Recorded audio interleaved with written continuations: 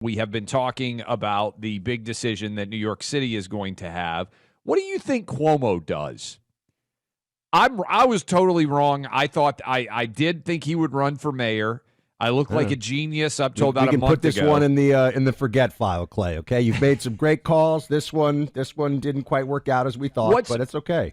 What's the best? Let's pretend that you were giving advice to Andrew Cuomo. Is it to now get behind Mamdani and just kind of step off to the side? Or is it to try to run as an independent and maybe have a secret deal behind the scenes? Because if he runs as an independent and Eric Adams runs, then Mamdani's definitely going to win because they will split the Mamdani opposition vote. I think he's a two-time loser, and that means the best thing that he can do is to get an agent and find his way onto an episode of Law and Order where he plays a probably elderly mobster or something along those lines. Maybe a corrupt politician. I do not think that he has a future in New York politics anymore after this. I don't see it because, you can't win he'll just be playing spoiler at that point. If I'm a New Yorker and I'm New York adjacent in my heart, right? I mean, if I'm a New Yorker still though voting, I talk to my family about this all the time, and I want what's best for New York, not just for all of our fantastic WOR listeners and podcast listeners in the New York area. We want the best for all of you, but also my own family is there. So yes. when we talk about safe streets in New York, I'm thinking about my mom, my dad, my sister. I'm thinking about people who I love and mean a lot to me. So that means that I want what's best. Now, in what way is Andrew Cuomo an improvement over Eric Adams? I have to say, I don't think he is. And so that's where you've got a guy who's already the mayor, already in the job, not horrible, okay? He's not good. I think Eric Adams, and let me know, WOR listeners, if you think this is a fair grade. I think he's if de Blasio was an F, I think Mayor Eric Adams is probably a C minus, maybe a C, I think that's a fair, he's not intentionally maliciously destroying New York. He's just not a very good manager. He was good on the issue. Let's take a few things. He tried to help on the crime issue, brought in somebody good here with Jesse Tisch to run the NYPD as commissioner. He spoke out in a way that I think was really important for the Trump campaign, actually. He didn't speak on behalf of them, but when he said, guys, we're flooded with all these migrants, this is crazy, he was honest about that and said he didn't want any more. Right? So he did do some things there's nothing de Blasio did nothing that is good. Everything de Blasio did was, in my mind, every decision he made was against the interests of New Yorkers. And we can just forget about him. But, didn't he run for president, by the way? Didn't he run for president for a second? I think he did. Wasn't he one of those guys who was like, I'm also on the stage. Everyone was like, get out of here. So, Clay, I think that Eric Adams is the non-Mamdani hope of New York now. And is that enough? And people who are going to tell me, Buck, you can get behind Curtis Sliwa. Obviously, I agree with Curtis. I like Curtis. We've had him on the show several times. We've had him on the show. It's an 80-20 Democrat city, guys. Like it's just not going to happen. It's just not going to happen. I wish, that wasn't the case. But you just had the most radical leftists win the Democrat primary. You're not about to win over a lot of Democrats to be a Republican. That's not going to happen, to vote for a Republican. Oh, a part of me wonders whether there might be such a panic setting in among the Wall Street universe that somebody with hundreds of millions of dollars, a la a Bloomberg, decides. Ackman is by saying he's going to spend huge money. Bill Ackman, who's kind of a red-pilled. We need to get him on the show because I think that would be an interesting conversation. But he has been tweeting that there are people out there that he thinks he could help to persuade. The challenge is whoever is opposed to Mamdani, everybody else has to drop out. And there has to be one focal point of, hey, this is the guy or the gal, as the case may be, who is going to go head-to-head against Mamdani, and everybody has to get behind this person. My concern is I think Cuomo's ego is involved here now. Eric Adams, I don't think there's any way he's going to drop out. And then Curtis Sliwa, you start getting all these different groups, and it's hard to get to 50% +1 when you've got this many different splintered individuals running. De Blasio's presidential campaign, by the way, good research by Ali. He ran from May 16th, 2019 to September 20th, 2019, spent $1.4 million, and everybody just kind of laughed him out of the arena. Because even New Yorkers were like, this is one of the craziest things we have ever seen, that a guy who's this, but didn't the guy this unpopular would decide to run. Didn't Bill de Blasio make news most recently, Buck, because he and his wife announced that they were going to basically have an open marriage? Am I wrong about right. this? I think I know this and tried to forget it because I don't really need to know this stuff, but I believe there's something like that has occurred, yeah. They made a public statement that they were staying married, but they were going to be with other people. I mean, what a ridiculous guy that dude was. The fact that he could get elected actually makes me terrified because Mamdani, to your point, Buck, is actually a super articulate, smart, charismatic guy who's just wrong about everything. But he's not an unlikable person, if that makes sense. He's wrong about everything, but not unlikable, and also smart and savvy when it comes to trying to understand how to make arguments on social media. Yes. I think that he's more formidable than a lot of people looking from the outside are assessing right now, and that's something to keep in mind as we go forward. So look, I'm totally I hope I'm wrong on this one, and I hope that this is something that that does not come to pass. But here is let me see. We've got Tom Homan laying down the law here. There's this whole separation of powers thing, and here is Tom Homan saying, "Look, you can't kick ICE out of New York, buddy. It's called federal law. Play 16." He's vowed to kick the, quote, fascist ICE out of New York City, okay? So how do you intend to deal with that? Because I would guess there are going to be a lot of criminals and Iranian cells and whatnot in New York City. The job's not done there. What do you say to this guy? Good luck with that. Federal law trumps him every day, every hour of every minute. We're going to be in New York City. Matter of fact, because it's a sanctuary city, President Trump made it clear a week and a half ago.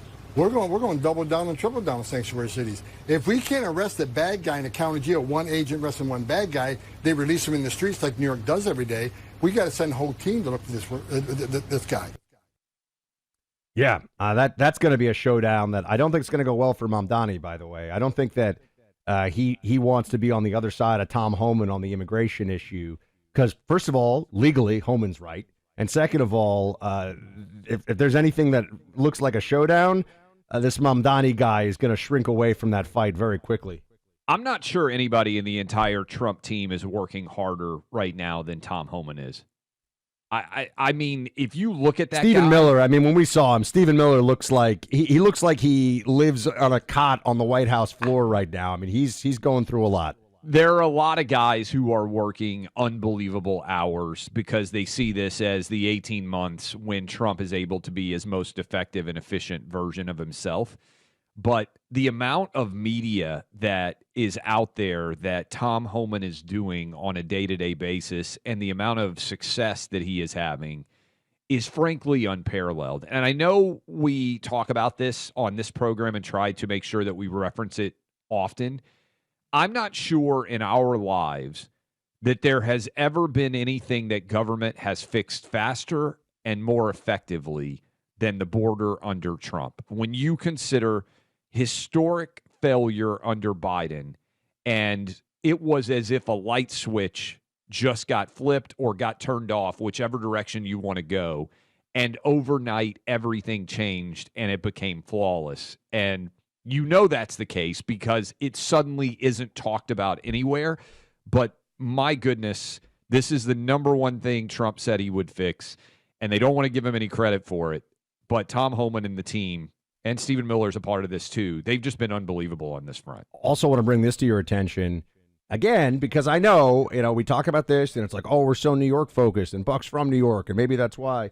A lot of people are focused in on this all over the country right now, because it's a playbook that I think you're going to see replicated elsewhere, and you could even see replicated in the 2028 election cycle, which I know feels like an eternity away, but it's not. It'll be here before you know it. And socialist Mamdani, commie Mamdani, this is cut 10, is saying, yeah, what I did, this should be the playbook. This absolutely will work in other cities, in other states across America. Play it. You're a proud democratic socialist. Do you think that is a platform that would work for other candidates running in other parts of the country? Absolutely. I think ultimately this is a campaign about inequality. And you don't have to live in the most expensive city in the country to have experienced that inequality because it's a national issue. And what Americans coast to coast are looking for are people who will fight for them. And part of how we got to this point was through the endorsements of Congresswoman Alexandria Ocasio-Cortez and Senator Bernie Sanders, who've been leading this fight against oligarchy across the country. And I think that in focusing on working people and their struggles, we also return back to what makes so many of us proud to be Democrats in the first place. Not shying away from it at all. Clay, I think you will see more people try to play this.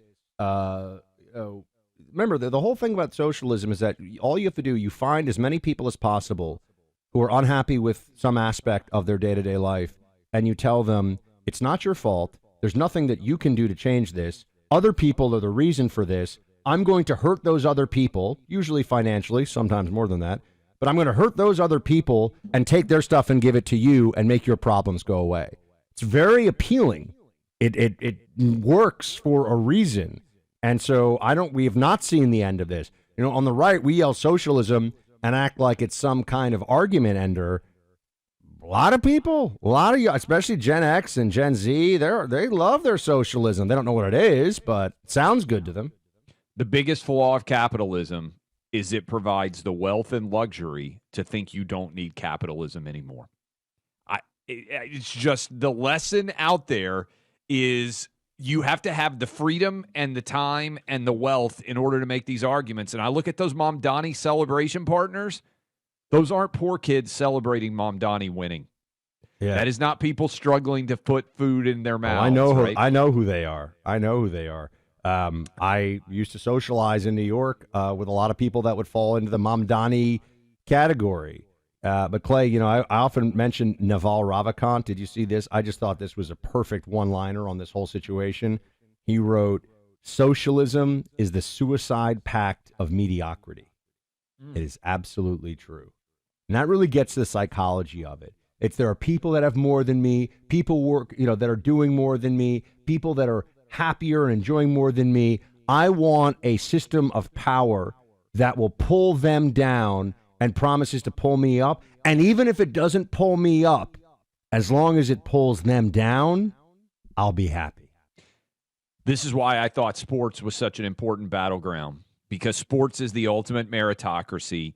Best man or best woman wins. And as soon as they can start to create the idea that there's something wrong with that, or that a boy can be a girl's champ and all this other stuff, they destroy the underbelly of much of success in the meritocracy in the country, which is embedded in sports. You know, I made this argument, something fun for you guys to think about. Is there anything more trusted in America today than the scoreboard?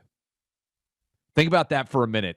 And where everybody sits around and argues about everything, the scoreboard in a game, if it's a little bit off, everybody's standing up like, hey, that bucket was just made. Now, you may be upset with officials every now and then, but I would argue that the scoreboard might be the most trusted symbol in America today, that we trust it to be able to tell us who's winning and who's losing. And at the end of a game, everybody says, you know what, that team won or that team lost. Think about it for a minute. I really think it might be number one.